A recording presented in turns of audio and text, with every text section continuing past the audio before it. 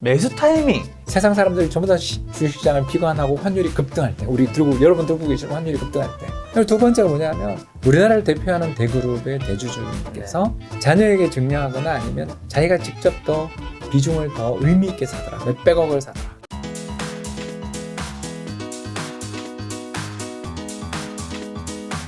오늘 지금 바로 돈의 역사는 되풀이 된다입니다.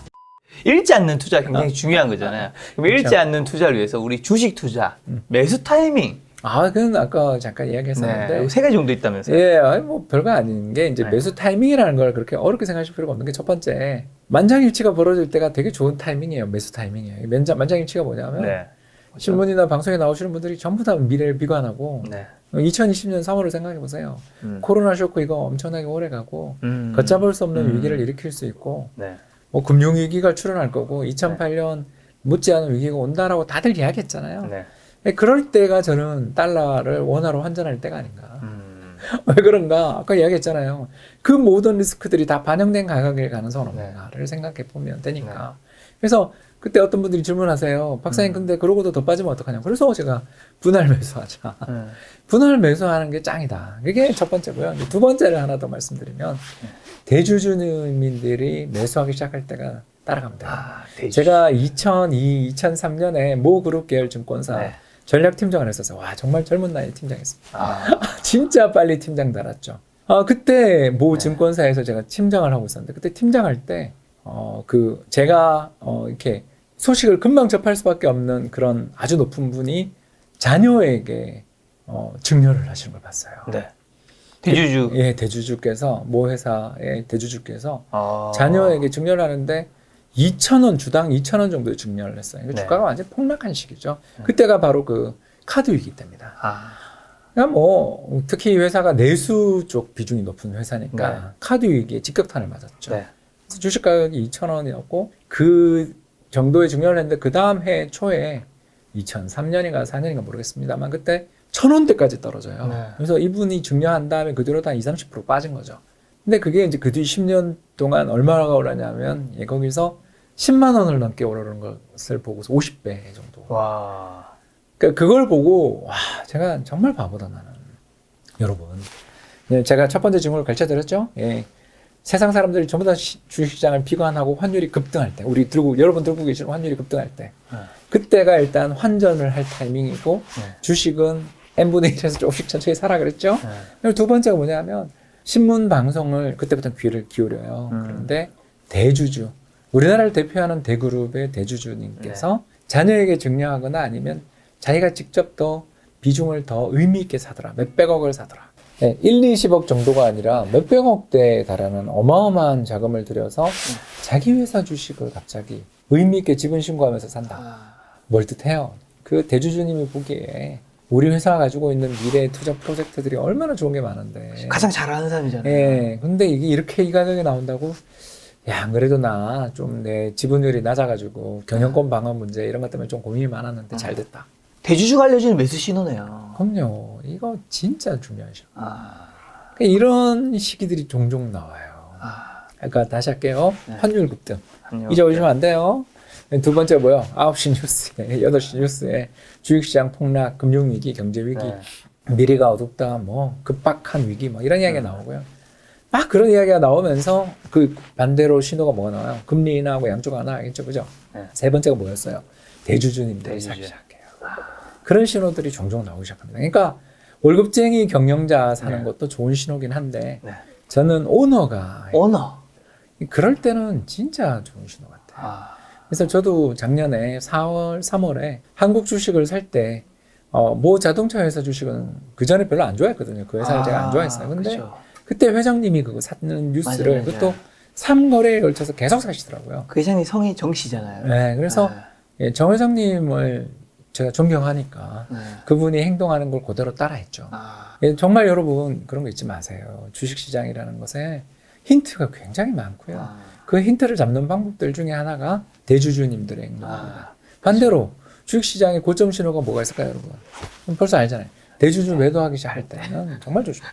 그리고 특히 증자 막 하면서 대주주가 실권할 때, 이럴 땐 진짜 그 회사 조심해야 되는 거죠. 또 그런 일이 비일비재할 때, 시장에 갑자기 증자가 어마어마하게 늘어나는데 대주주가 증자에 참가 안 하고 실권해버렸다. 그런 일들이 막 뉴스에 계속 나오기 시작할 땐 좀 조심해야 된다. 왜냐하면 대주주 보기에 지금은 이 주가는 버블이니까 그렇죠, 그렇죠. 돈을 땡기자. 이거 경영권은 내가 가지고 있으니까 이번에 조달한 돈 내가 마음대로 쓰는 거에 대해서 너네가 뭐라 그럴 거야? 이렇게 생각하는 생각을 하시는 아주 극히 일부의 대주주도 있잖아요. 참 그 대주주가 사고 파는 것에 따라서 주가 흐름이 100% 일치한 건 아닐 테지만 이 대주주가 사는 걸로 인해서 오르진 않을 수 있을 것 같은데 파는 건 확실한 것 같아요. 진짜 확실하시라죠. 본인 회사의 미래가 뻔히 야, 보이니까 파는 거니까. 정말 그분들 정말 나빠요. 자, 또 뭐 배당이 보내는 신호도 있다. 그거는 제가 이제 그 박사논문이에요, 박사논문. 어.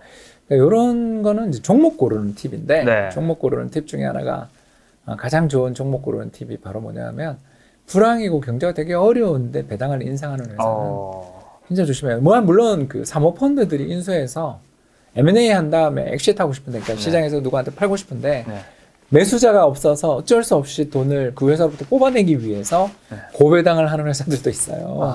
그러니까 대주주가 사모펀드인 경우는 조금 주의 깊게 보셔야 되는데요. 그런 걸 제외하고는 M&A를 해서 자기 들어갔던 돈을 뽑아내야 되잖아요.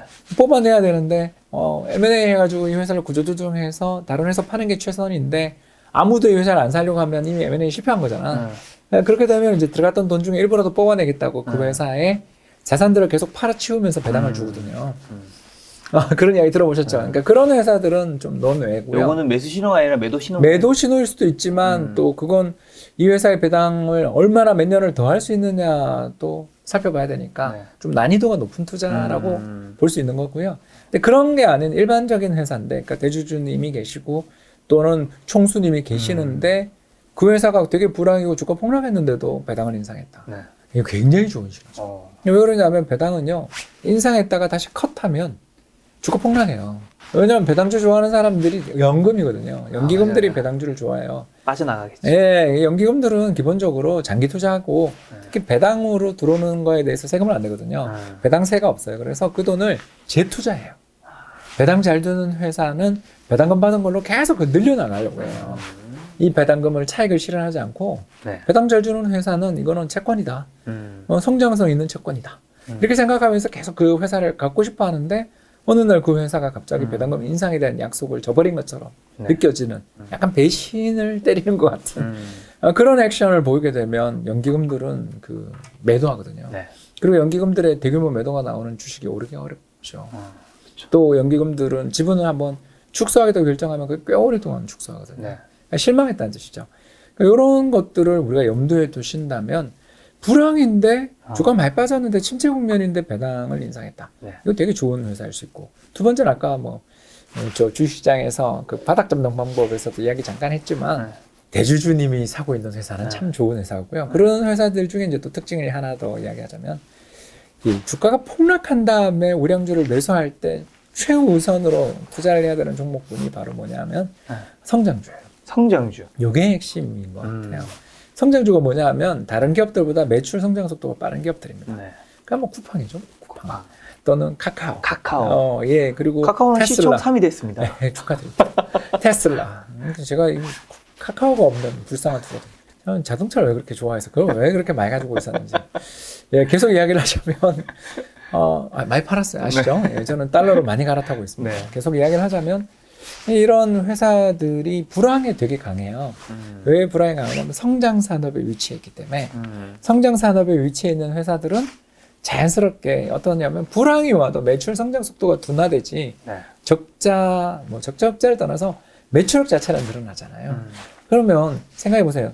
전 세계가 다 불황을 맞아서 모든 대부분의 기업들이 전부 매출이 감소하고 있는 세상에 얘는 매출액이 작년 대비 더블이야. 이런 회사는 굉장히 매력적이지 않겠습니까? 그렇죠. 그래서 물론 빠질 때는 같이 빠지지. 그건 뭐 어쩔 수 없어요. 동반 폭락 앞에는 펀드 런도 나오고 또는 레버리지 투자했다가 청산당하시는 분들이 계셔서 빠질 때는 똑같이 빠져요. 근데 회복의 속도는 성장주가 훨씬 빠릅니다. 따라서 동반 폭락할 때는 성장주를 사야 되는데 문제가 하나 있어요. 어떤 게 진정한 성장주인지를 판단하기 어려울 수가 있죠. 그렇죠. 예, 그거에 5가지 잣대를 드리겠습니다. 뭔가요? 5가지의 성장주의 특성에 해당되지 않으면 그건 성장주라고 보기 어려운 것 같아요. 첫 번째 뭔데? 성장주가 우린 뭘까? 이렇게 생각을 해보면 브랜드예요. 아, 브랜드. 예, 루이비통, 모에샹동, 헤네시 그룹 같은 경우를 생각해 보면 되겠죠. 일단 우리나라 얼마 전에 뭐 백화점 샤넬런 봤던 아니, 것처럼 장난 예, 아니죠. 가격을 불황에도 인상할 수 있는 그러니까 희소성이 더 커지는 이런 회사들 있잖아요. 이런 네. 회사들도 근데 루이비통 그룹조차도 2020년 3월에는 주가 폭락했습니다. 그러나 경제가 조금이라도 회복되는 순간 뭔가 사람들이 이제 너무 싼 것 같은데 하고 돌아보는 순간 제일 먼저 사고 싶은 회사들이 브랜드 파워가 굉장히 좋은 회사들. 네. 이런 회사들 뭐 대표적인 회사 또 하나 이야기하자면 코카콜라 같은 회사도 어마어마한 브랜드를 가지고 있는 회사라고 볼 수 있고 애플도 그렇지 않겠어요? 네네. 그러니까 이런 회사들 우리나라에서 뭐 놓고 보더라도 좋은 브랜드 파워를 가지고 있는 기업들에 대해서는 한번 관심을 가져야 되는 거죠. 그래서 두 번째 그 파워는 뭐냐면 이 바로 편의성 또는 대체 불가능성이라고 부르는 부류들입니다. 어도비가 떠오르더라고요. 네.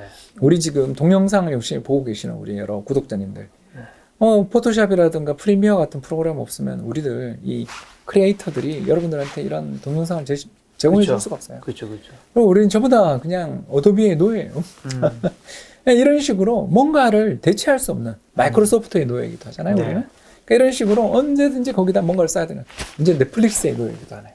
그러니까 꾸준히 뭔가를 계속적으로 돈을 지출해야 되고 이 사람들 이 회사 거를 안 보고는 우리가 일이 안 되는 이런 회사가 불황에 폭락했을 때는 찬스 아니에요, 이거? 네네. 세 번째로 우리가 또 봐야 되는 건 특허, 비밀이라고 부르는 회사들. 화이자를 생각하세요? 그 어마어마한 백신 기업인 화이자 또는 그 예전에는 비아그라 그리고 지금 앞으로도 나올 수 있는 그 수많은 신약 개발 파이프라인을 가지고 있는 회사들은 특허 로열티로 보호받잖아요. 그리고 복제하기도 되게 어렵고. 그러니까 이런 회사들이 같이 폭락했을 때 찬스 아니겠어요? 이렇게 많은 특허와 이렇게 많은 파이프라인 신약을 가지고 있고 전 세계는 전부 다 노령화를 향해서 가고 있는 중인데 네. 제약에 대한 수요는 앞으로도 어마어마하게 날 텐데 제대로 된 제약 회사들이 늘 비싸요. 근데 위기 때 폭락해. 네. 감사합니다.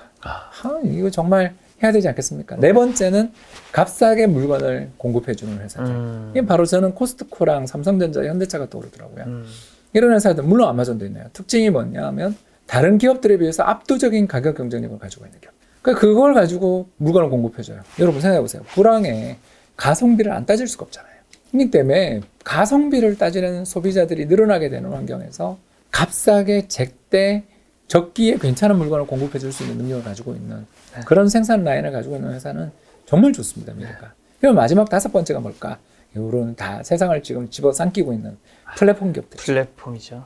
페이스북, 아마존, 뭐 넷플릭스도 어떻게 본다면 여기 들어갈 수도 그 있겠지만 참고로 치면 뭐 네이버, 뭐 카카오. 카카오. 예.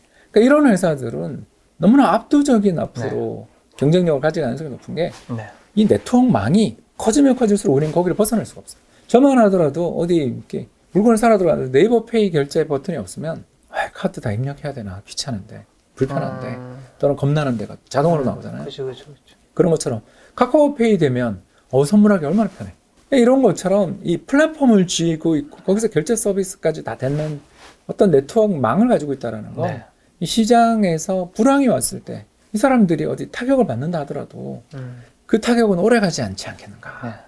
이런 이야기를 할 수 있죠. 그런데 비해서 우리는 거짓 성장주들이 세상에 너무나 많기 때문에 그 꾸준히 성장하고 이 회사는 계속 갈 것 같았지만 이번 불황에 이 회사가 계속 성장하는 게 아니라 이 회사는 경기에 민감한 회사였구나라는 그런 게 어디가 느낄 수 있었던 경우가 우리가 조금 있었던 게 바로 여행 산업이 우리 참 여행 산업이 2014, 15년에 제가 국민연금생활에서 펀드 매니저 할 때 이 여행사 코스메틱 회사는 성장주다라고 저희들한테 와서 수많은 투자자들이 저희들을 설득했죠. 매니저들한테. 그럼 저도 그렇게 느꼈었어요. 와, 그래. 아모레퍼시픽은 정말 위대한 회사가 될 것 같아. LG생건 최고야. 하나투어 너무너무 아름다워. 와, 이거 정말 이 여행 관련주들은 대박인 것 같아. 호텔신라 사야지. 물론 제가 그 회사 나쁘다는 뜻이 아니에요. 우리가 끝없이 성장이 뻗어나갈 줄 알았던 회사였는데 2016년 사드 보복, 2020년 코로나 팬데믹을 맞으면서 성장주인 줄 알았는데 사실은 경기 순환주였구나. 그리고 다시 성장주처럼 보일 수도 있겠구나. 그러나 진짜 성장주, 아까 제가 이야기했었던 그 5가지 특질을 가지고 있는 쪽은 아니었구나. 이렇게도 좀 안타까움이 좀 있더라고요. 그렇기 때문에 저는 아까 말씀드린 것처럼 여행 관련주나 또는 호텔 또는 뭐 운송 이런 쪽이 앞으로 나쁘다 이런 뜻이 아니라 이제 좋아질 거라고 생각해요. 그러나 그 믿음이 한번 깨졌던 기업들 입장에서는 네. 옛날 같은 영광, 그러니까 그때처럼 수년에 걸쳐 계속 매출이 어마어마하게 증가하는 가운데 모든 사람들이 존경하던 그 시절을 돌아가기 위해서는 다음번 검증은 통과할 필요가 있지 않겠냐. 이 말씀을 드리고 싶었습니다. 딱 한 가지만 여쭤볼게요, 박사님. 되게 중요한 질문인데요. 많은 분들이 궁금해하실 것 같아요. 네이버, 카카오, 뭐 구글, 그다음에 뭐 어디죠? 아마존, 네. 넷플릭스, 페이스북 뭐 플랫폼이잖아요. 네. 앞으로 더 성장할 것 같아요. 네. 모두가 공감하겠죠. 매출액, 영업이익 계속 증가할 거예요. 예. 향후 몇 년 동안 최소한. 대체 이 성장률은 우리 언제 팔아야 돼요? 주가 계속 올랐잖아요. 아, 그거요? 아까 이야기 좀 도대체. 저는 두 가지 방법이 있다라는 건데 첫 번째는 계속 동행하는 방법이 있어요. 근데 저는 그건 저는 네. 전 자금 부자 전략. 그러니까 10루타를 노리시는 분들이 있어요. 10배거라고 하잖아요. 주식을 사면 10배는 먹어야지. 이렇게 생각하시는 분들하고 저는 철학은 안 맞아요. 저는 주식시장에 대해서 가지고 있는 생각 자체가 겁쟁이에요. 지난 12년 동안 환율 200원 이상 올랐던 해가 5번이나 있고 그때마다 한 번 제외하고 주식시장이 다 20-30% 이상 폭락하고 심지어 50% 폭락하는 것도 봤는데 네. 어떤 기업에 대해서 꾸준히 계속 올라간다는 걸 저는 믿지 않아요. 그러니까 되게 시니컬한 사람이죠. 왜냐하면 고통, 아픔이 많아서 그래요. 그런 입장에서 놓고 보았을 때 한 번 사면 끝까지 간다. 이런 주식의 투자는 저랑 괴는 맞지 않지만 그럴 수도 있다고 생각하는데 저는 두 번째가 앞서 잠깐 설명드린 것처럼 이 주식은 사면 끝까지 가야 돼. 라든가 이 주식의 가격 상승은 끝없이 이어질 거야. 이 회사는 모두가 다 사도 되는 회사고 이거는 한 번 사면 10년은 보유할 종목이야 라고 이야기하는 사람들이 늘어날 때가 저는 달러 살 때다. 왜? 그 말이 시장의 참가자들 사이에서 다 공감을 얻을 땐 이미 그 가격은 버블 레벨에 갈 수도 있다. 이런 이야기를 하고 싶은 거죠. 그래서 저는 어떻게 보면 작은 부자 되기, 마음 편한 작은 부자 되기 전략일 수도 있고 다르게 보면 역발상 투자자이기도 한 거죠. 시장의 다수가 한쪽 방향으로 쏠릴 때 감사합니다 하면서 반대 방향으로 가는 그걸 위해 달러를 투자하는 사람이라고 볼 수 있죠. 네, 알겠습니다. 오늘 박사님과 이제 돈의 역사는 되풀이 된다. 여기서 정말 수많은 좋은 내용이 있는데 그 중에서 정말 극히 일부만을 가지고 또 이렇게 나누었고요. 아마 또 다음 달에 이 책을 또 안에서 다른 이야기 가지고 이야기를 나눌 텐데 마지막 시청자분들한테 하시고 싶은 말씀 있다. 예, 뭐 꼭 제 책 안 사도 됩니다. 사실 저는 이 책을 통해서 하고 싶은 이야기는 오늘 우리 김 작가님하고 많이 한 것 같아요. 뽀삐 이야기 참 여러분들 하고 싶었고요. 그래서 직장에서 나를 죽일 것 같은 내가 이대로 못 살 것 같다라고 생각되는 그런 환경 상사를 만나게 될 때 두 가지 준비가 필요하더라고요. 하나는 마음가짐, 그죠? 아까 저는 그래서 그때부터 이제 회사를 자주 옮기는 그렇죠. 사람이 됐습니다. 두 번째가 뭐냐면 회사를 자주 옮기더라도 아무튼 뭘 갖춰야 된다. 재테크에 대한 마인드를 갖추지 않으면 이렇게 가진 바 돈이 있으면 여유가 생기면 또 그 뽀삐들이 건들지 않아요. 그렇죠. 뽀삐는 만만한 사람들, 그렇죠. 얼굴이 제 표현이 그렇습니다. 짜게 식어 있는 사람들한테 와서 시비를 걸어요. 만만해 보이니까. 회사에서 만만하게 보이지 않는 방법 중에 하나가 바로 뭐냐면 태도를 바꾸는 것도 있지만 하나가 약간의 여유가 생기는 순간, 경제적 여유가 생기는 순간 그렇죠. 만만하게 보이지 않게 되는 그런 환경도 있다라는 거. 요거 꼭 말씀드리고 싶었습니다. 박사님 이야기 들으면서 사실 박사님이 이전에 이제 국민연금공단 이제 기금운용본부 투자운용 팀장 하셨고 키움증권 투자전략 팀장 하셨고 KB국민 수석 이코노미스트 너무 어마어마한 화려한 경력을 가지셨는데 그런 어두운 과거 뽀삐 같은 시절이 있었다는 게 되게 놀라웠고 그래서 많은 시청자분들 꼭 박사님이 해주셨던 말씀처럼 제가 얼마 전에 협상 관련된 인터뷰 영상을 찍었는데 그분이 그런 얘기 해주시더라고요. 이게 우리가 협상 테이블에 앉았을 때 내가 이 자리에서 승자의 자리에 위치하려면 베트나라고 대체제가 있어야 된다. 대안. 내가 이제 박사님 말씀하신 멋지네. 그 재테크, 내가 회사 생활 외에 책에 쓸 걸. 내가 쓰려. 회사 생활 외에 좋은 책이 나올 것 같아요. 뭐 재테크로 돈을 번 게 있다거나 아니면 내가 여기 아니어도 다른 데 회사에 충분히 갈 수 있는 내 경쟁력이 있으면 사실 나를 무시하는 사람을 나도 무시하거나 그냥 다른 길로 갈 수 있는 거잖아요. 근데 그게 아니면 거기서 이제 진흙덩이에서 같이 이제 힘들게 해야 되는 그리고 자기 결정권을 잃어버리게 돼요. 그렇죠. 맞아. 네, 그게 인간을 끊임없이 긴장하게 만들거든요. 네. 그래서 저 같은 경우는 심장 쇼크까지 왔어요. 네, 정말 여러분 저처럼 그러니까 험한 꼴 당하고야 눈에 불 켜고 재택하지 마시고요. 젊어서 신속하게 그리고 천천히 작은 부자 되는 방법은 있거든요. 네. 큰 부자는 저도 몰라요. 저는 그건 제 급한 몸부입니다. 천천히 작은 부자가 되는 방법들을 찾아 나가시는 과정에서 주변 사람과 함께 조금씩 행복해지고 또 여유를 가지며 웃을 수 있는. 그렇죠. 제가 이렇게 퇴사하고 나니까 잘 웃게 됐어요. 같이 웃으며 살았으면 좋겠습니다. 네, 여러분들이 오늘 영상 보시면서 2021년 올 한 해 직장 생활은 조금 더 안정하셨으면 좋겠다라는 생각이 들었습니다. 오늘 만남의 손님은 이코노미스트 홍충 박사님이었습니다. 지금까지 여러분의 소중한 시간을 함께 해주셔서 정말 감사합니다. 오늘도 김 작가였습니다. 고생 많으셨습니다.